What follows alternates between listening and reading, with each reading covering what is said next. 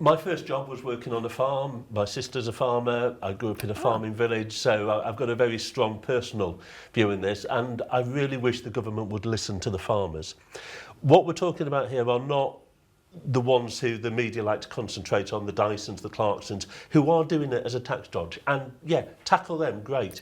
But actually, family farms... Just to come in there, I think James Dyson is doing a load of research into automated farming techniques, and he's not here to defend his record on how he's using farmland. Yeah. Just saying. Yeah. Fair enough. I don't have a lot of time for Mr Dyson, but there we go. But family farmers are the lifeblood of this country. You know, if we don't have farms, we don't have our own food, and food security is really important. The problem is, it's based on the value of the land. Yeah. And farmers aren't receiving inheritances of cash. They're handing down the land to the next generation. And when you're then told, well, that land notionally is worth 3 million quid, so you have to pay a huge amount of tax on it, the only asset they get is that land to pay it. And that will end up being sold off to corporations, to investments. So we will have far less family farms. We'll have more tenant farmers who are given targets by the companies who own the land.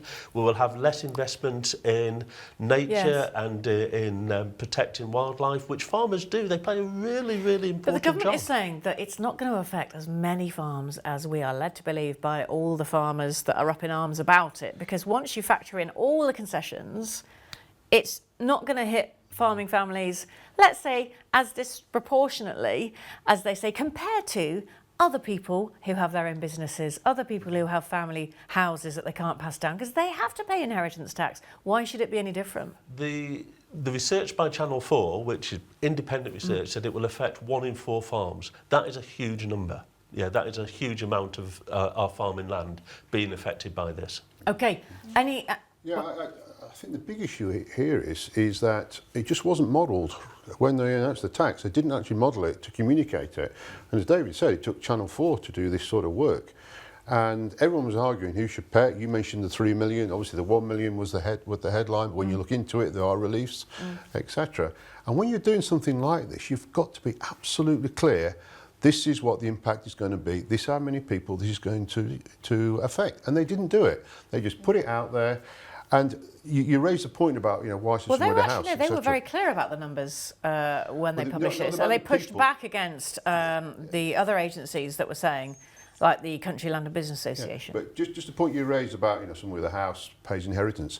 Farmers, this is their business, this is the asset. And as David said, a lot of farmers are asset rich but cash poor. And they just haven't got the cash. It's a completely different model. But ultimately, I just think farming is so crucial to this country.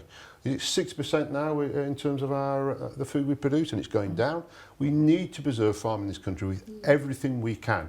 And this was a real slap in the face. It was very poorly communicated, all sorts of doubts, and people just not understanding the complexities around it.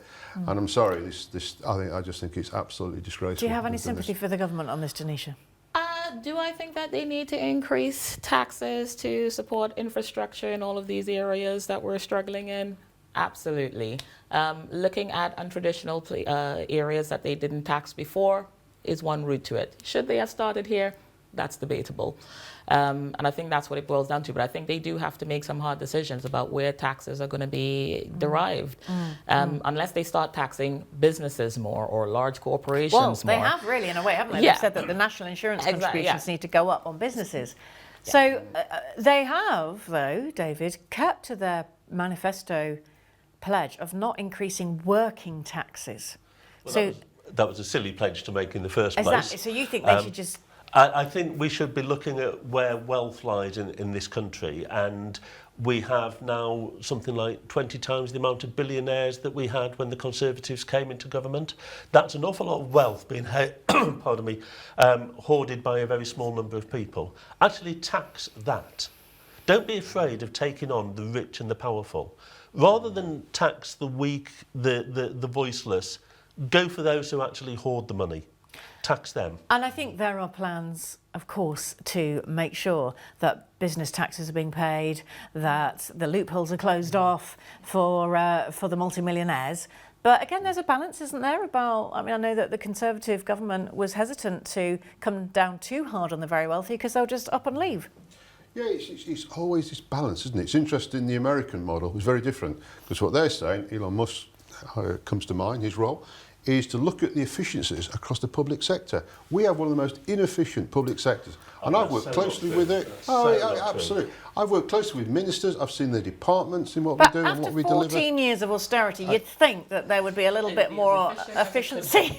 No, truly, no, absolutely. The Conservatives did not make them efficient at all. And also just things like, I mean, I'll give an example, the pay award to the railway workers, just given without conditions. That immediately goes on to the tax bill. So what you're asking, farmers, pensioners, you are going to pay for that massive increase for the train drivers without any conditions whatsoever. Well, I think the fee covered by the train drivers increase is small in proportion to what we're talking here. But the point, yes, but I take your point, it's a contribution, that this money was needed to settle these pay disputes. Dyneshia, just finally on the farms, do you think there is a public sympathy for farmers?